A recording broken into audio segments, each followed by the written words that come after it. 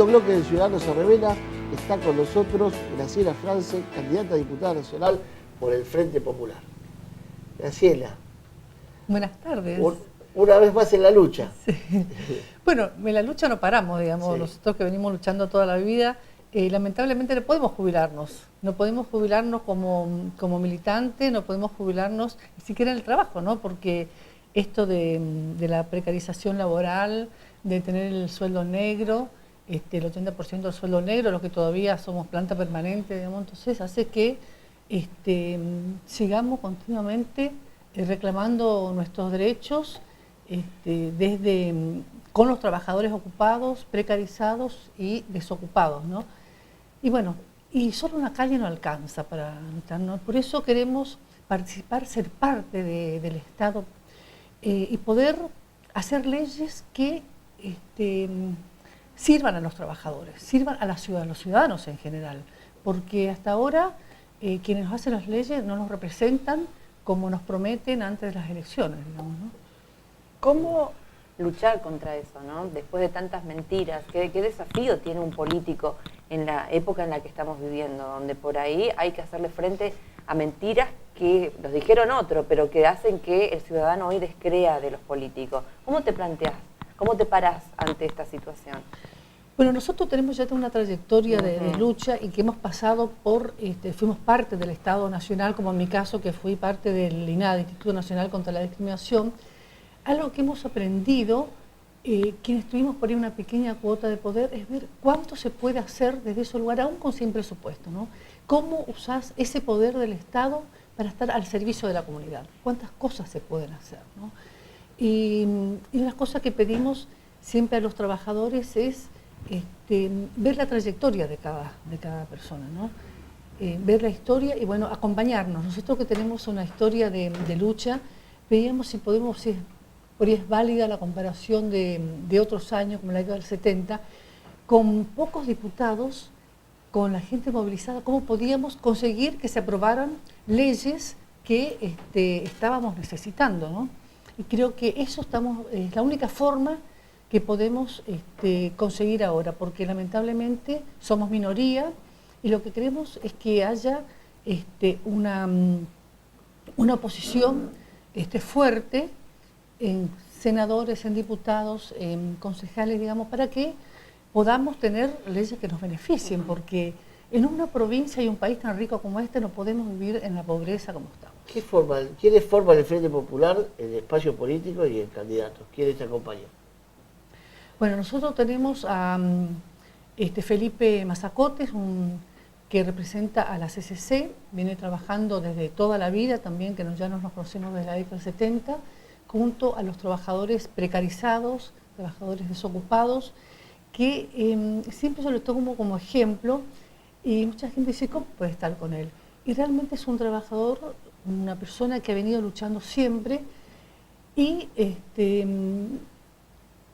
por ejemplo, cuando organiza la CCC, hace exactamente el mismo trabajo que hace Proda, construyendo casas, ¿sí?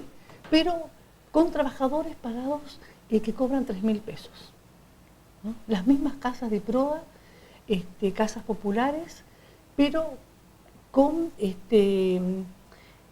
estos salarios indignos, digamos, ¿no? Y sin embargo, por eso cuando se critica, bueno, pero siempre están en la calle, ¿qué buscan? Trabajo, pero trabajo digno, con sueldo digno, ¿no? Que es lo que todos queremos, no precarizado, si como se moviliza y se queja, tampoco lo tendrían en cuenta. Claro. Para nosotros un ejemplo de lucha, un ejemplo de dirigente y que no se ha vendido nunca, digamos, ¿no?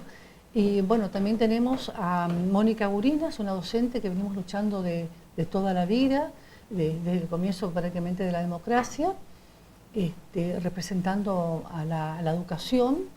También tenemos candidata a senadora. Sí, sí.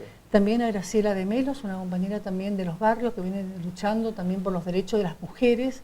Y nosotros que somos mujeres que con toda esta violencia que hay terrible, necesitamos leyes que nos protejan, ¿sí?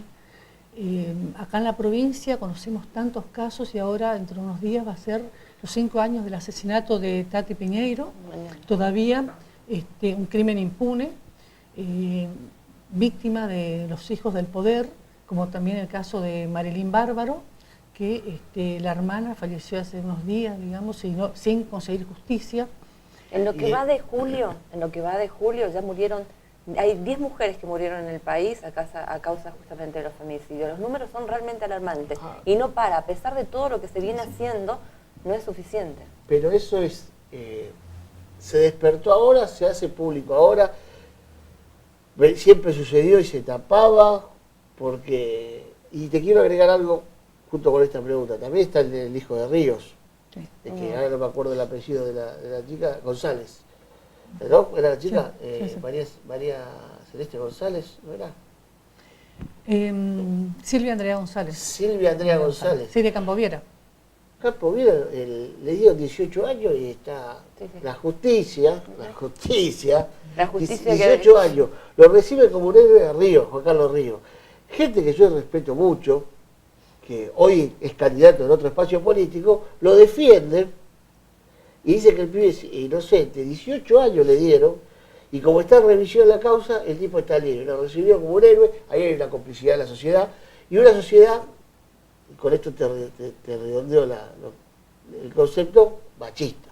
Sí, totalmente. Machista, porque si no, no podría aceptarse estas cosas, ¿no? Graciela, ¿qué te pasó cuando viste desde el gobierno nacional impulsar o poner en duda a los desaparecidos, el 2x1, esta política de Macri que era totalmente en contra de los derechos humanos?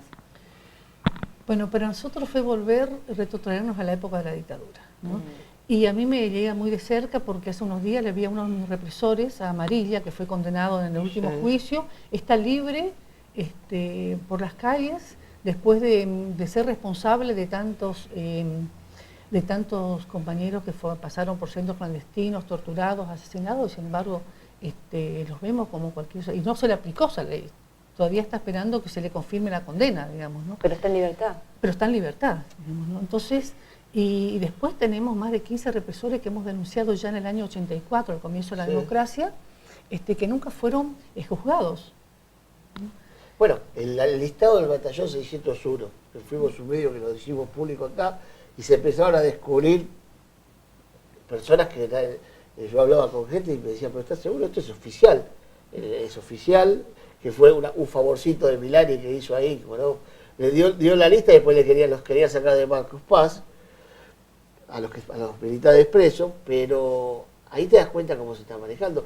Y es verdad lo que decís vos, que nos retrotrae. A mí me pasó en la época de Vélez, yo era funcionario, joven, y un día entro al Hotel Laval, que ni sabía que era el hotel, me voy a tener un cafecito, le voy a tomar un café acá, y lo veo a Astiz, sentado.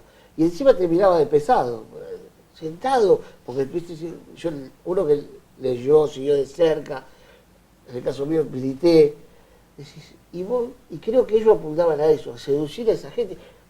El año pasado, con el desfile militar, fue eso. Si pasaba, pasaba, ¿o no? Es que mucho hace este gobierno nacional con el que pasa, pasa, si pasa, pasa. Y si no, vuelve para atrás cuando ve que el pueblo por ahí ¿Vos crees que es parte de esa grieta que ellos quieren alimentar? Sí, nosotros acá hay que entender por qué la dictadura, ¿sí? Y la dictadura fue para implementar un modelo económico que aún hoy subsiste, digamos. Es el ser los dueños de todo, digamos, ¿no? Nosotros habíamos llegado en la década 70 a avanzar muchísimo en los derechos de los trabajadores, que ya veníamos desde el 43, digamos, con derechos, y por eso varias dictaduras que hicieron que esos derechos fueran conculcados. Y bueno, cuando se tiene conciencia y se sale a la calle y se organizan sindicatos, se organizan en los barrios, se organizan en los centros culturales, ¿no? Hay que destruir de alguna forma, ¿sí? Entonces, se implementó un modelo, pero ¿qué hicieron los militares? Fueron el brazo armado. ¿Quiénes se beneficiaron? Las grandes empresas nacionales y multinacionales. Acá tenemos, acá cerca tenemos las Marías, por ejemplo, ¿sí? Y acá vemos dentro de lo que es la provincia, también, digamos, muchas empresas cuyos trabajadores, o aún del Estado mismo, fuimos presos políticos, todo aquel que se organizara para reclamar sus derechos, los mismos derechos que hoy estamos reclamando, ¿sí? Y sin embargo, a estas empresas a una sola ha tocado. Tenemos la Ford, tenemos todas las empresas automotrices, tenemos las azucareras en Tucumán, tenemos el Jujuy, tenemos Ledesma, y así tenemos a lo largo de todo el país. Bueno, digamos, pero ¿no? Entonces, este gobierno lo que hace es defender nuevamente ese poder económico desde las empresas y destruir los derechos de los trabajadores. Ya lo hizo el beneficio. Estamos llegando al máximo de la precarización laboral. Nunca imaginamos un trabajo en negro, un sueldo como nuestro, digamos, empleados públicos, el 80% del trabajo, el sueldo negro, digamos, ¿no? Pero en eso, por eso yo te decía lo del benevismo, porque yo lo padecí, era un joven, pero lo veía. Yo creo que muchas cosas parecidas a la época del benevismo. Y también esa idea de que lo público no funciona, que hay que poner los CEOs, las privatizaciones, el negocio desde otro lado. No vamos a decir que lo que estuvo, ni todo lo que el kirchnerismo hizo estuvo mal, ni todo lo que hizo estuvo bien. Hay cosas que hizo bien y hay cosas que hizo mal. Pero ellos relacionan para esa grieta. Pero yo veo en el plan económico, hablábamos en el primer bloque del tema de la reforma previsional, el ajuste que se va a venir, la reforma laboral, como dijo Raquel, son todas cosas que me retrotraen a los 90. No, aparte de la destrucción de la salud y la educación pública, el vaciamiento de los hospitales, el vaciamiento de las escuelas. Nunca imaginamos que no habría un portero en planta permanente, digamos, ¿no? Sí. Los salarios de hambre del personal de salud, de educación, de la administración pública, digamos, entonces el Estado que tendría que estar dando el ejemplo en cuanto a respeto de los derechos de los trabajadores es el más corrupto, digamos, ¿no? Entonces, si hoy te jubilás, ¿con cuánto te jubilás, Graciela? Y yo supongo me jubilaría si tengo un sueldo de bolsillo hoy. Yo fui hace 25 años directora administrativa por carrera, en la época de Ahumada, que fue la única vez que se reconoció por carrera y no por acomodo político. Yo fui directora administrativa en Cultura. Hoy estoy cobrando 8.000 pesos. Mi aguinaldo son 500 pesos. Como mi básico es 900, es lo que estamos pagando. O sea que me jubilaría, supongo que con 5.000 pesos. ¿Y el sueldo básico garantizado en nuestro país? Eso es lo que estamos luchando, digamos, desde Cultura a la provincia. Pero además tenemos la destrucción de nuestro medio ambiente, ¿sí? Con el pino, con las megas represas, que ya no se respeta la decisión del ciudadano. ¿Cuántas veces dijimos no? Sí.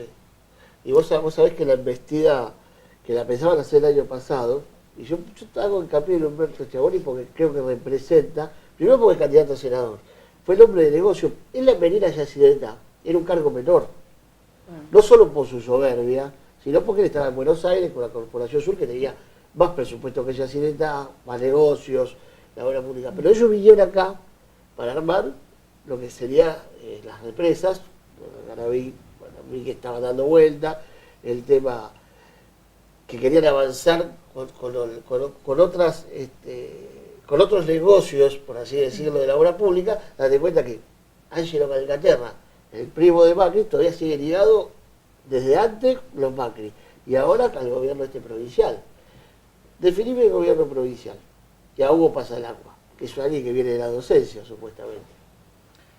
Sí, viene de la docencia, pero cuando llega al Estado, como Marilu Leverberg también viene de la docencia, viene supuestamente de una lucha, de cuando estuvimos con la carpa durante tantos años, tanto inviernos pasamos luchando por los derechos de los trabajadores, los docentes, que estuvimos con el agro, con los tareferos, con los pescadores, todos los ciudadanos de la provincia estuvimos luchando, y sin embargo termina vendiendo la lucha, digamos, ¿no? Y llega a un cargo cuando se olvida de lo que fue la educación pública, se olvida de lo que fue una persona como maestra, como profesor, digamos, que es el significado importante que tiene la salud con la educación. Hoy en día vemos el avance de las escuelas privadas, pero ¿quién pone una escuela privada? ¿No? ¿Cómo resiste la universidad? ¿Cómo resisten las escuelas públicas? La escuela privada era otro negocio de los 90 también. Vos sabés que en Buenos Aires, yo soy misionero por opción, nacido y disimulo bien el acento porteño, pero veías que agarraban una casa de 2 pisos con 4 o 5 habitaciones y hacían una escuela secundaria. Claro, te sacaban títulos secundarios como si fuera una fotocopiadora. Porque el tema está eso, se maneja mal hasta la educación y se bastardea. El tema de los docentes, que se nacionalizó de Vidal con los docentes bonaerenses, hoy fueron los docentes porteños, pero hay una lucha. ¿Vos no creés que también es mediatizar una pelea como para bajar el reclamo a nivel nacional? Mira, nosotros, si vemos la realidad de Misiones, digamos, nosotros tenemos el sueldo de un maestro, 7.000 pesos, el doble es un profesor y el triple es un profesor universitario. Esa brecha hay que subirla, no bajarla. Sí. Acá todos tenemos que cobrar 14.000, 15.000 pesos de básico. Eso tiene que cobrar un tarifero en una interzafra. Tiene que vivir dignamente. ¿Sí? No tenemos, ¿qué pasa con el agro? No hay precio para sus productos.